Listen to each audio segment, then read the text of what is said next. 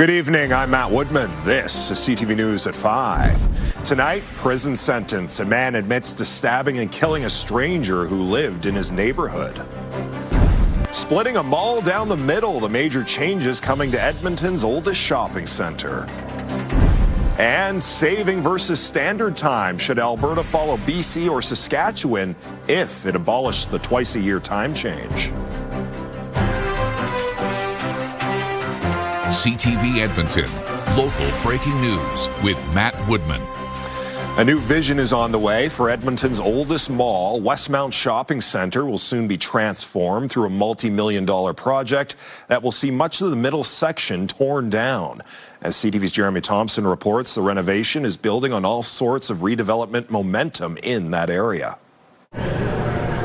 Now that Dollarama is gone, there's not much left inside Westmount Mall. Its faux skylights brighten empty hallways. The food court serves only memories. I miss Nikki's. More than 7 decades of memories are in this mall. Opening in 1955 as Westmount Shoppers Park, its success inspired Edmonton's other malls. You could easily mistake this footage of Westmount in the 80s for West Edmonton Mall.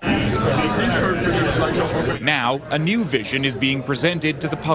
We're basically turning the mall inside and out and really putting some TLC, much needed TLC into the mall. The food court and much of the middle is being torn down and rebuilt as a breezeway called the Porch. The new Westmount Dental Clinic and Gym Movement, they're interior facing today, but will be exterior facing when we're done. This site plan shows an expanded west parking lot. Everything orange is new, while major tenants like Safeway, Shoppers, and Scotiabank are staying put and staying open during renovations. Some of our most dense areas outside of the core are around that mall. Councillor Aaron Rutherford believes the updated mall will complement other recent changes. The area has seen an explosion of infill housing, and a neighboring project is adding hundreds of new below-market homes. A brand new velodrome and rec center just opened, not to mention Coronation Park and recently renovated TELUS World of Science. Car traffic is still going to be huge, but there is still a major transit center there, and there is bike connectivity there. So I think it's going to be a real shining example of what the potential is across our city. They're not going to revive the movie theater, though. Oh, I always kind of wondered. It probably looks pretty interesting. Like, it's been dead for like, what, 15 years? Instead of a theater, a daycare is coming to a new 2-story section. We feel it, we know people love this place, and we are trying to make it even better than it already is. Construction starts next month and is expected to take up to 2 years. Jeremy Thompson, CTV News, Edmonton. Local grocery store chain Loka is closing both of its locations next week. Loka Quality Market runs 2 locations, one in Sherwood Park and the other in West Edmonton. Both will close Thursday, March 12th. Loka says it was humbled by the difficulty of executing a locally focused, handcrafted business model. It goes on to say, despite best efforts, it did not see a sustainable path forward for the business. Loka says all employers and suppliers will be paid in full and on schedule. Alberta and Ottawa have reached a prospective deal that could see major projects approved more efficiently. The two governments say they'll work together when addressing the broader impacts of these projects. That includes on the environment. The deal means projects under Alberta's jurisdiction will rely on the provincial regulatory process. For projects involving federal land and jurisdiction, Alberta's process will be integrated with Ottawa's. Major projects within our boundaries are going to be governed by Alberta processes. That, I think, restores the original intention of how our country is supposed to work. That being said, we need to have the legislation changed at the federal level. We're grateful for this carve out, but I think that's another stage of the process. The new agreement is expected to be finalized after collecting public feedback. Alberta and Ontario have signed an agreement to expand the electrical grid between provinces. Alberta Affordability and Utilities Minister Nathan Neudorf signed the deal in Toronto with his Ontario counterpart. Neudorf says it lays the foundation for jobs, investment, and a modernized electrical grid. Alberta already has agreements tying into the grid in BC, Saskatchewan, and Montana. Every province except Quebec and Newfoundland and Labrador is involved in the agreement. A man who pleaded guilty to stabbing and killing a stranger who lived in his neighborhood has been sentenced to 5.5 years in prison. Late this afternoon, a justice accepted the joint sentence submission. CTV's Amanda Anderson has more from the courthouse. A fourth-floor courtroom was packed with family and friends of 35-year-old Cody Lyle. He was killed in February 2024 after being stabbed by a man he didn't know who lived in his neighborhood. That man is Jaden Cardinal, who was 30 at the time. He was charged with second-degree murder but pleaded guilty to the lesser manslaughter charge. According to an agreed statement of facts, Lyle drove past Cardinal, who was walking with his nephew and daughter after picking her up at school. Lyle parked in front of his house and started shoveling when he was approached by Cardinal, claiming he was driving in an unsafe manner. There was an argument, with Cardinal saying he'd return to slash the tires and break the windows on Lyle's truck. Cardinal returned about 45 minutes later and punctured one of Lyle's tires with a knife. Lyle saw it happen and ran after him, swinging the snow shovel he was still carrying at Cardinal. The facts say there was a struggle, and Cardinal eventually pulled out a knife and began swinging at Lyle. While trying to block the knife strikes, he wound up with a large gash on his hand. Cardinal then stabbed him in the chest and ran away. Lyle walked home and called 911. He was taken to hospital, where he later died. More than 30 victim impact statements were read during the sentencing hearing. Cardinal sat next to his lawyer with his head down as many of the statements were read through tears. Lyle described as a kind, happy man who wouldn't hurt a fly. The court also heard about the lasting impacts his death has had on his girlfriend, now left without the man she'd planned a future with. His mother was working at the RCMP detachment in St. Paul the day it happened. She told the court it was a good friend and colleague who gave her the news her son was dead. She says she's still mourning and hasn't been able to return to work. Cody was and always will be an amazing, funny, loving son. Every day is empty to me, she said. Cardinal was given a chance to speak before he was sentenced. He stood, turned towards Lyle's family and apologized, saying he never meant to kill him. He also asked if one day they could find a way to forgive him. Cardinal was sentenced to 5 years, 6 months, but was given 6 months credit for time served. Amanda Anderson, CTV News, Edmonton. The family of a teenager who disappeared more than 40 years ago is offering a $50,000 reward for anyone with new information about what happened to her. At 8 p.m. on May 3rd, 1983, Shelly Ann Baxu left a friend's house at what is now known as the Hillcrest Trailer Park in Hinton. She was last seen walking west along the north side of Highway 16. In the 43 years since her disappearance, RCMP have found some of her clothes and belongings. Investigators believe she was killed. Now her family has put together a $50,000 reward for anyone who can help them find out what happened to her. No matter how small you think it might be the one that we've needed for 43 years. I'm in my 80s, and I would love to have my daughter's remains with me when I go. The family also presented an artist's rendition of what Shelly Ann might look like today if she is still alive. If you have any information about what happened to her, contact Crime Stoppers. A new centre is now open to help Indigenous people transition out of the justice system and into society. The Native Counselling Service of Alberta is operating the centre on the West End. The goal is to have the centre be a one-stop shop for offenders. The centre will give people access to ceremonies and teachings, support from elders, and programs and services developed with an Indigenous lens. The NCSA says it's been 5 years in the making. This reintegration center brings hope back that change is possible by creating a safe environment where the services come to our people. The NCSA has been providing support and services to Indigenous people in Alberta for more than 50 years. All three players the Oilers acquired from the Chicago Blackhawks this week will make their Oilers debut tonight. One player will have his family from St. Albert in the stands. I think my mom and dad are, they were probably the two most excited people on the planet yesterday when they found out. So pretty crazy. We've been coming to games since I don't even remember how old I was, but it's a pretty surreal moment. Colton Dock says his mom, dad, and sister will be at tonight's game. He says he grew up as a diehard Oiler fan along with the rest of his family. Defenseman Connor Murphy will also play tonight. So will center Jason Dickinson, who's looking forward to potentially reaching the playoffs for the first time since 2020. Obviously, a couple of long playoff runs stick out in my head. I want to make it a third one and one that counts. The opportunity to play in the playoffs is something to cherish because it's been 6 years since I've had my last crack at the playoffs, and as a young guy, you don't really appreciate the opportunity in front of you sometimes. Murphy, Doc, and Dickinson haven't had many opportunities to practice with the team ahead of their first game, something head coach Chris Knobloch isn't worried about. He says the sooner they play, the better.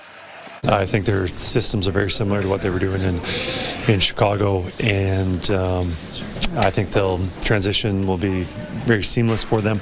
I think it's important that we don't have much hockey left, and I don't think we want to hold them back at all. The Oilers host the Carolina Hurricanes at 7 o'clock tonight. The coach says Tristan Jarry will start in goal.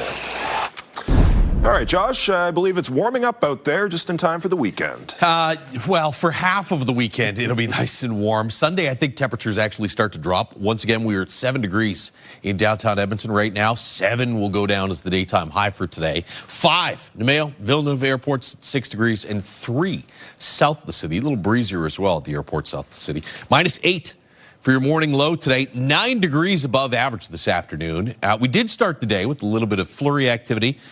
Thankfully, it was cool enough in the mid-levels that it was snow as opposed to freezing rain. Through this afternoon, we've started to see some rain pop up in northwestern Alberta. We'll show you that on the radar map in a second. But this is what it looks like from the shot from the CTV drone. A little bit of blue sky out there this afternoon. CTV drones brought to you by Century Casinos. 3 great locations, Edmonton, St. Albert, and Century Mile. Thicker cloud cover off to the west. Up in the Peace Country, starting to get a little bit of rain and some wet snow further north. That'll slide east-southeast through the evening and the overnight period tonight. Somewhere around midnight tonight, pretty good chance that we'll see some rain push through the Edmonton region. Should be out of here by tomorrow morning. We'll get some sunshine to start the day. Temperatures 4 degrees in the morning, up to 10 in the afternoon, but gusty. Wind 20 gusting to around 40 kilometers per hour, especially through the first half of the day. And Sunday, not just cooling off, but even windier. Could see gusts 60 to 80 kilometers per hour on Sunday. So we'll talk about what could be a very blustery weekend in a little more detail in a couple minutes. All right, Josh, thank you. Coming up next on CTV News, stuck in the middle. If Alberta abolished the time change, should it follow BC or Saskatchewan's clocks? Coming up Monday on Your Morning, the ins and the outs of fostering pets at a time when homes are desperately needed. Find out how you can help and make a difference. See you at 6. Your Morning Edmonton, weekdays. Programming brought to you by James H. Brown Injury Lawyers, the heavy hitters of injury law.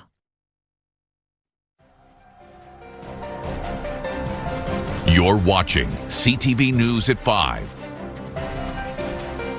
It's the time of year when Albertans change the clocks, bringing forward an hour to daylight saving time. British Columbians are doing that one final time this weekend after deciding to end the practice.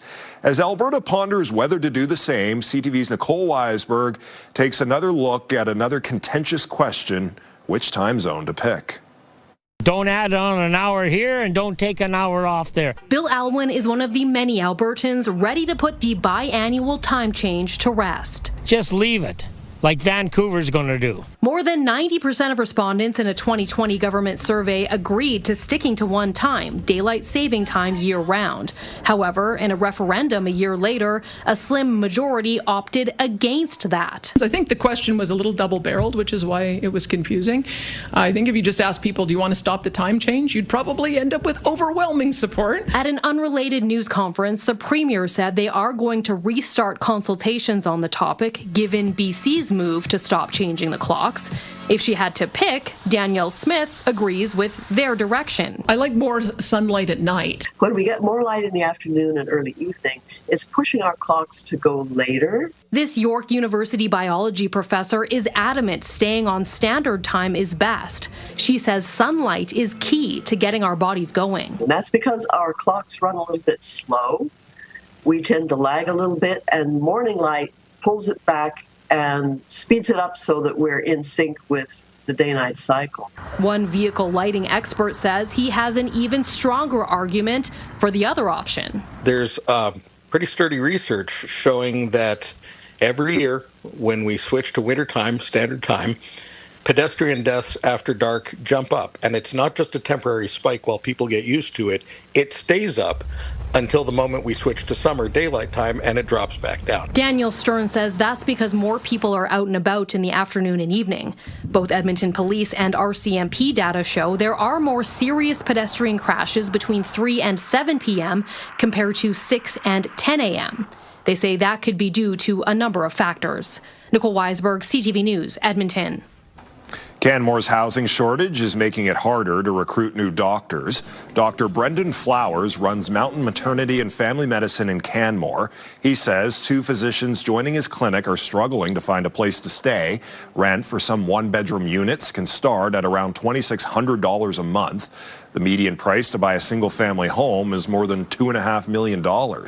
Flowers says the housing crunch is now one of the first concerns he hears when recruiting doctors to the area. So if we've lost physicians as a result of housing shortages and as a result of cost, many will stick to Calgary because they don't want to be commuting into here. But so the situation is not unique. It's affecting all the industries. It's just a matter of what that downstream effect is, because it does impact the community health. Canmore's mayor says the town is trying to tackle its housing issue with a 0.4% livability tax on homes that sit empty for most of the year. Still to come tonight on CTV News, mush. Dozens of dog sled teams are racing in Red Deer this weekend. Please come watch. It's a lot of fun. The teams love it. Programming brought to you by James H. Brown Injury Lawyers, the heavy hitters of injury law. An Edmonton City Councillor says construction is starting soon on the new Nordic Spa in the River Bend neighborhood. The city approved the spa last summer for a piece of land off White Mud Road overlooking the river. Councillor Mike Elliott says over the next few weeks, crews will start preparing the site for construction.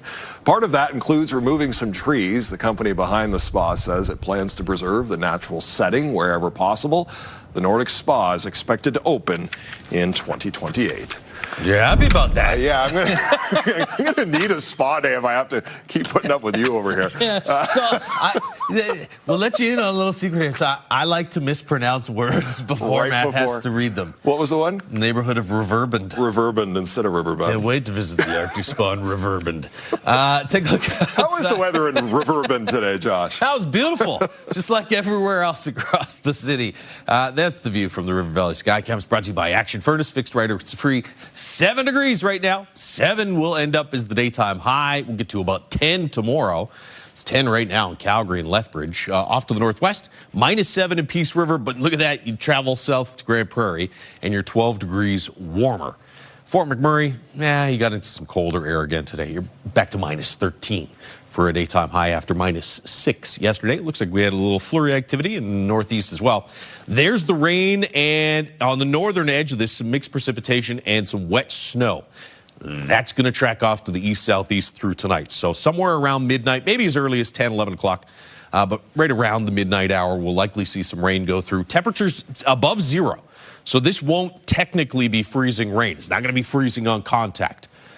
You may have some areas, though, just north of Edmonton where you are seeing some fairly slick roads, and there may be some patchy freezing rain in a couple of those areas. This snow, in some spots across the north and northeast, could be 5 to 10 centimeters worth. By tomorrow morning, skies are clearing once again here in the Edmonton area. Will be partly cloudy for most of the day. A little breezy, gusts to about 30 or 40 kilometers per hour. And then late in the day Saturday, more like the evening hours, chance of some showers as the cloud cover rolls back in from the west-southwest. This doesn't really look like it's going to be heavy, steady rain. And for Sunday, you get 2 chances. One early in the morning for a little rain-snow mix, but most of that's probably south of Edmonton. You may, if you have travel plans that put you through the Red Deer area Sunday morning, you may want to check road conditions before you head out. And then further north, you've got the second band of snow. So that potentially gives us a few flurries in the afternoon, but you can see it kind of breaks down before it hits the Edmonton region. I really don't think precipitation is going to be the big story on Sunday. It's the wind. Tomorrow's breezy, gusts 30 to 40 kilometers per hour. Sunday, gusts 60 to 80 kilometers per hour through the morning hours and at least the first half of the afternoon. 2 in Edmonton tomorrow morning, -12 Fort McMurray, 4 for Grand Prairie, and 0 in Red Deer. You'll get to about 5 or 6 degrees, Grand Prairie, Peace River. Big warm up for Peace River. Big warm up as well in Fort McMurray, about 15 degrees warmer than this afternoon. 6 in Lloydminster, 8 for Red Deer, and 9 with a chance of some rain in Jasper, snow up at Marvin Basin. 2 degrees with some rain overnight tonight. There's your gusty wind, 30 to 40 kilometer per hour gusts, sustained wind 15 to 20. High of 10 tomorrow. Then Sunday, even windier with another chance of some precipitation. Bonus prize deadline in the Money Millions Lottery is midnight tonight. You could win that Porsche Cayenne or $120,000 cash. Go to MightyMillionsLottery.com. 5-day forecast has temperatures cooling off after the weekend. Back below zero for daytime highs by Tuesday, Wednesday, and in the -5 to -8 range for the end of next week. All right, Josh, thank you. Sled dog racers are inviting you to Red Deer this weekend to see their dogs in action. Please come watch. It's a lot of fun. The teams love it. The mushers love it. It's a pile of fun to show our sport and kind of have the opportunity to maybe show off just a little bit. 33 teams have signed up for the dog mushing event. Organizers say Red Deer's race may be the only time these competitors see action this season. We typically have about five to seven events in the province throughout the winter. Sadly, this winter has not been very kind to dog mushers. If you are a dog musher or you're a skier or a snowboarder, this winter's been terrible. So there have been no events that have been able to go so far this year because of the lack of snow we've had. Race day starts at 8 a.m. this Saturday and Sunday. You're encouraged to bring your own chair to watch. When we return, where the wild things are, how you can check out a wide variety of exotic animals in Edmonton this weekend. We started a nonprofit exotic animal rescue. We take in people's pets.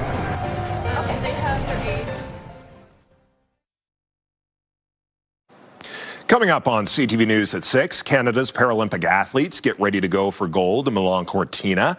Also tonight, how a University of Calgary football player found his way to Italy and onto a catwalk for Gucci. Those stories and more on CTV News at 6 with Jeff Hastings. Exotic animals are sniffing out their temporary new digs at the Expo Centre for the Edmonton Wildlife Festival. From pigs and porcupines to sloths and boa constrictors, capybaras and kangaroos, there's lots of animal action happening this weekend at the exhibition grounds. Organizers say the Wildlife Festival is a place to see a number of animals you wouldn't normally see in Edmonton. It also helps fund the exotic animal rescue they operate. We started a nonprofit exotic animal rescue. We take in people's pets. And we've grown from having, in 2020, about 20 animals to we will break 500 animals this year. Wildlife Festival runs throughout this weekend. You can check ticket prices online. And that's our show. Thanks for watching. I'm Matt Woodman. CTV News continues right now.